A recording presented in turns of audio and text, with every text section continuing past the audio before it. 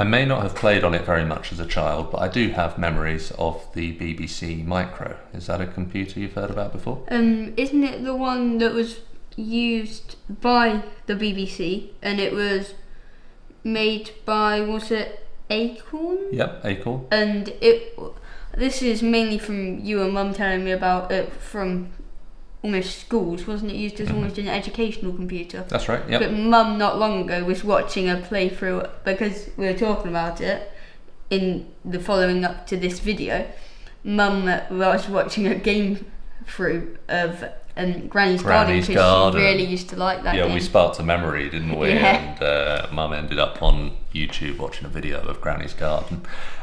Good, so you actually know quite a lot already. It all started in 1978 when a guy called Chris Curry was working for a company called Cambridge Processing Units Limited, like CPU, I suppose, which was connected with Clive Sinclair of the Sinclair Spectrum. And Chris Curry wanted to develop a computer called the MK14, and Clive Sinclair didn't want to pursue this idea. So Chris Curry ended up resigning, and he joined up with a guy called Herman Hauser, and they started developing computers. So there was a couple of smaller, less commercially successful projects, and then they hit upon something called the Acorn Atom. And the Acorn Atom competed with the Sinclair ZX80 and ZX81. Yeah, so those really early computers before the ones that we're actually looking at during this season. I think they sold about 10,000 units, went quite well. And then the BBC came along and they said, we want to let everybody around the country know about these new microcomputers, and we want to show them how they work, a bit like we're trying to do now on YouTube. And they were looking for a manufacturer who could make a computer that was relevant to that project and it would feature in a television program.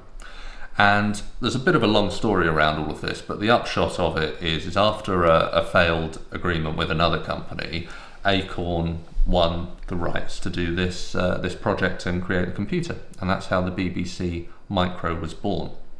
Now, I think the BBC Micro had two disadvantages to it, but it had one big advantage that allowed it to still do quite well in the microcomputer space. Yeah.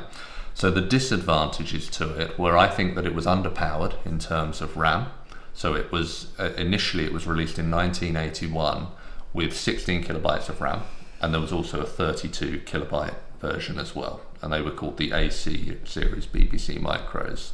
And the issue with that is that the ZX Spectrum and the Commodore 64 were just around the corner. Like a year later, all of that would be up and running, and it would make the RAM look small on the BBC Micro.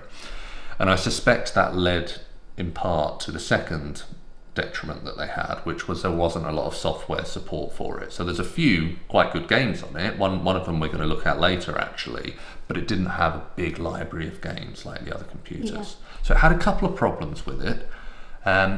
But I think that was offset by the fact that it had the BBC backing and it was appearing on television and all of that kind of thing, and it went into all the schools, so it sold quite a few units in the end. So later on in 1985, they solved the RAM problem. They went up to 64 kilobytes, and then almost immediately after, a few months after, they had a 128 kilobyte level.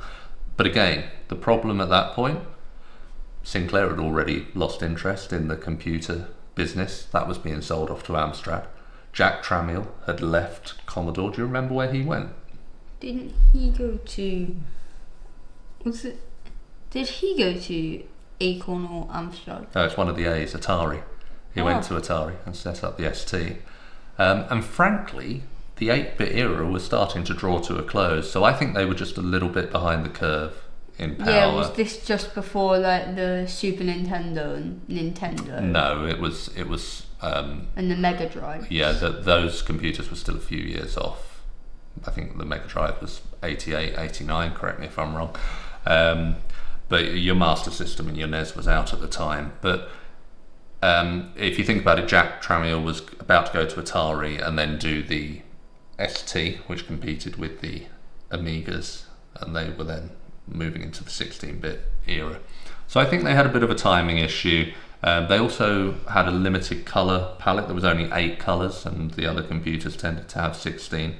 And they had a sound chip by Texas Instruments, which is a bit different to the SID chip things, and- the SID chip and the AY chips, as they became called in the later Sinclairs and the Amstrads as well.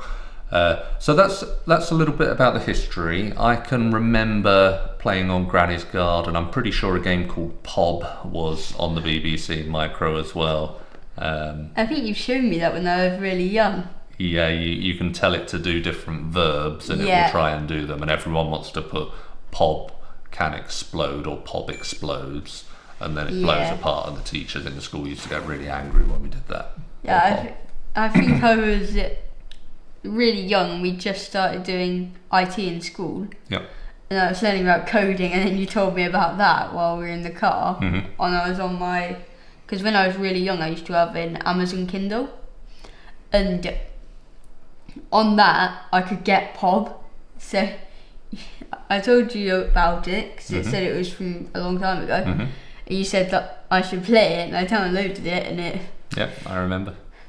Yeah, so even back then you were delving into 8-bit computing a little bit. So to wrap up the story of Acorn, because we tend to do that with all of them, they went on to create some more computers. So I remember my friend had an Archimedes A3000, which I used to play a biplane fighter game on called Chops Away, and that was quite good. Lemmings, I think I played on an Archimedes, if memory serves. And yeah, then they also had, I remember, these big 5.5-inch floppy disks as well. 5.25 inch, I think, 5.25-inch floppy disks, which were properly floppy. That's where they got the name floppy from, because they were like a sheet of plastic inside cardboard, and you could bend them. So I've got good memories of that. They also got involved in network computing and quite a few other things, and they actually didn't disappear and become defunct as a company until about 10 years ago. So compared to Commodore and Amstrad, which I think got sold off to Sky and that kind of thing, they actually kept ticking over for a little while. Okay, so that's about the company and the computer.